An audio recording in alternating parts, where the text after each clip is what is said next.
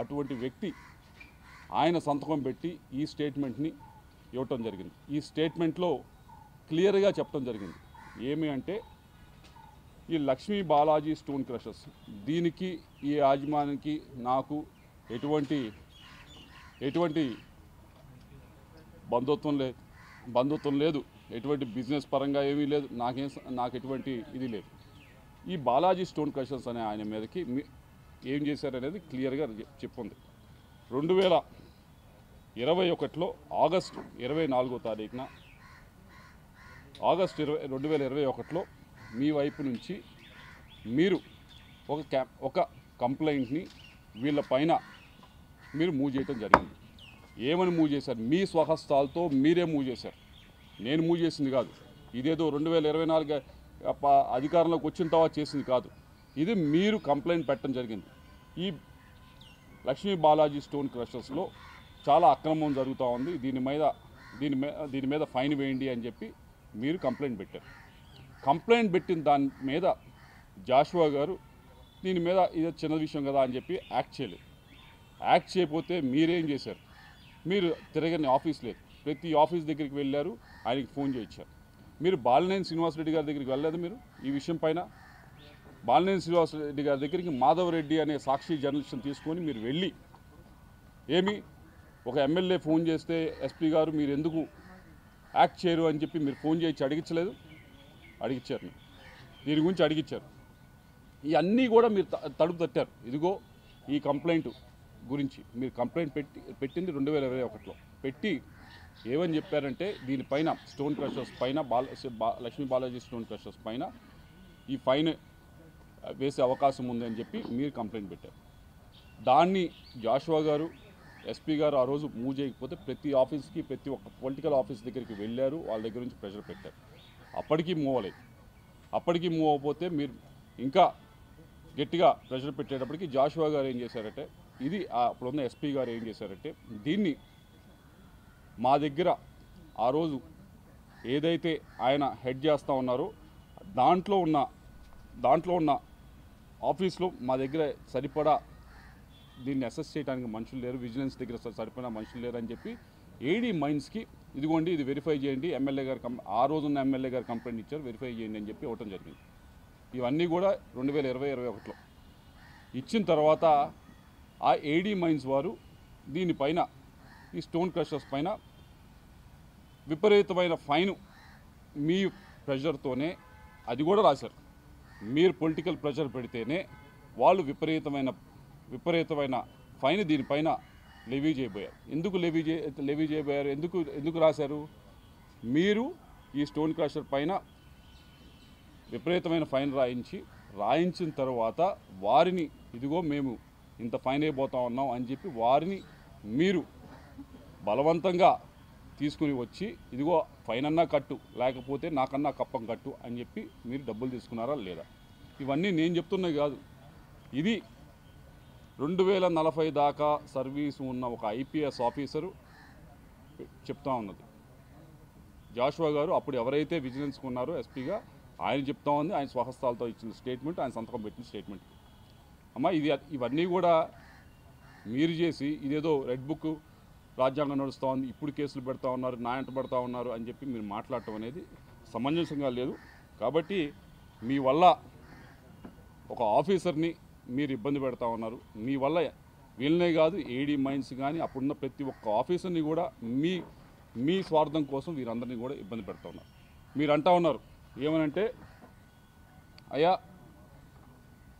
నా పైన అనవసరంగా కేసులు పెడతా ఉన్నారు. అది నీ పైన ఎవరు అనవసరంగా కేసులు పెట్టలేదు, మీరు డబ్బులు తీసుకున్నారు కాబట్టి మీరు డబ్బులు తీసుకున్నారని చెప్పి ఎవరైతే డబ్బులు ఇచ్చారో ఆ స్టోన్ క్రషర్ మేము 2 కోట్లు 2.5 కోట్ల దాకా ఇచ్చాము.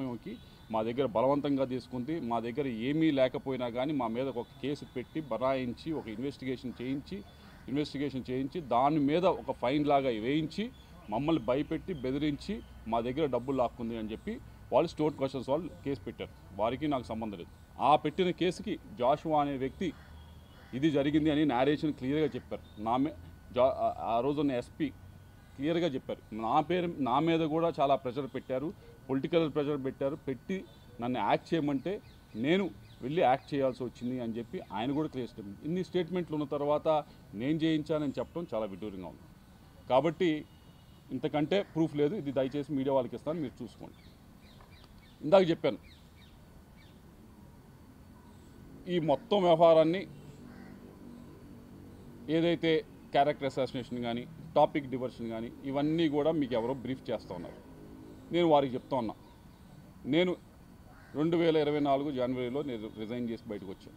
ఆ రోజు నుంచి ఇప్పటిదాకా నేను ఏ ఒక్క వ్యక్తి గురించి కానీ బయట కానీ మీడియా ముఖంగా కానీ పబ్లిక్లో ఎలక్షన్స్ టైంలో కానీ ఎలక్షన్స్ అయిపోయిన తర్వాత కానీ ప్రైవేట్గా కానీ ఎక్కడా కూడా నేను ఏ వ్యక్తి గురించి మాట్లాడింది లేదు. ఏ వ్యక్తి గురించి తప్పుగా ఎవరి దగ్గర మాట్లాడింది లేదు.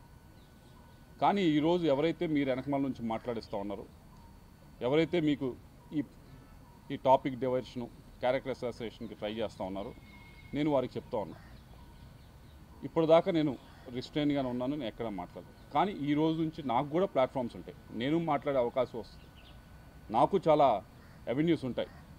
వచ్చిన అవకాశంలో వచ్చిన ప్రతి ప్లాట్ఫామ్ మీద వచ్చిన ప్రతి అవెన్యూలో కూడా నేను మిగతా వాళ్ళలాగా ఏదో బూతులు తిట్టే కార్యక్రమం నా వల్ల కాదు, నాకు చేత కాదు. లేకపోతే మిగతా వాళ్ళలాగా ఈవిడ చెప్పినట్లు నిన్న అబద్ధాలు చెప్పడం అనేది నాకు చేత కాదు. నేను నిజమే చెప్తాను, ఏదైతే ఉందో ఆ ఫ్యాక్ట్స్ మొత్తం నేను బయటికి చెప్తాను. ఈ విషయమే కాదు, చాలా విషయాల గురించి మాట్లాడతాను, పేరులతో సహా తీసుకొని మాట్లాడతాను. ఇది ఎంత దూరం వెళ్తుందో చూసుకున్నాం. మీ అందరికీ చెప్పేది ఒకటే, మీ వెనకమాల ఎవరైతే ఉండి మాట్లాడుతున్నారో వాళ్ళకి చెప్పేది ఒకటే, మీరే మొదలుపెట్టారు, ఇప్పుడు దీన్ని మేము ముందుకు తీసుకెళ్తాం. తప్పకుండా దీనికి తగిన విధంగా సరైన సమయంలో తప్పకుండా వచ్చిన అవకాశాన్ని ప్రతి ఒక్కటి ఉపయోగించుకొని పేరులు తీసుకొని కూడా మాట్లాడతా అని చెప్పి మీ అందరికీ కూడా తెలియజేస్తాం.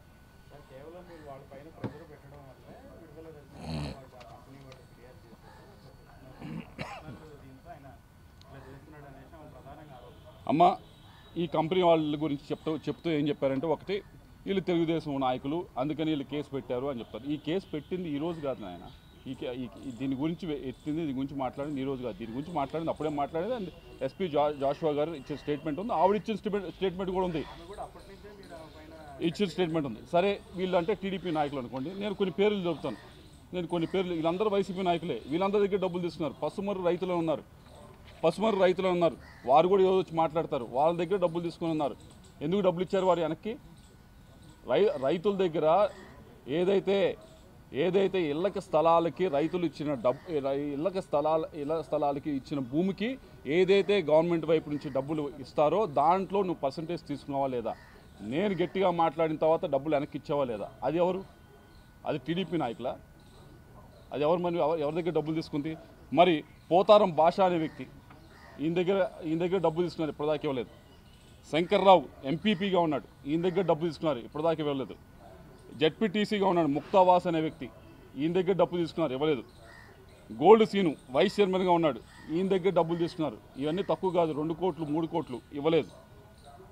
మున్నంగి రత్తారెడ్డి అనే వ్యక్తి దగ్గర డబ్బు తీసుకున్నారు, ఇవ్వలేదు. వీళ్ళందరూ అబ్బాస్ ఖాన్ వీళ్ళ దగ్గర డబ్బు తీసుకున్నారు. సత్తా వేములయ్య, నాగయ్య, రాజేష్ నాయుడు, గట్టా హేమ, ప్రదీప్, వీళ్ళందరూ కూడా నీతో పాటు తిరిగిన వారు, నీతో పాటు పనిచేసిన వాళ్ళు. వీళ్ళందరి దగ్గర డబ్బులు తీసుకొని, వీళ్ళందరి దగ్గర డబ్బులు ఎగ్గొట్టి, వీళ్ళందరినీ కూడా బెదిరించి అధికారాన్ని అడ్డు పెట్టుకొని, ఇవన్నీ వీళ్ళందరూ కూడా టీడీపీ నాయకులేనా?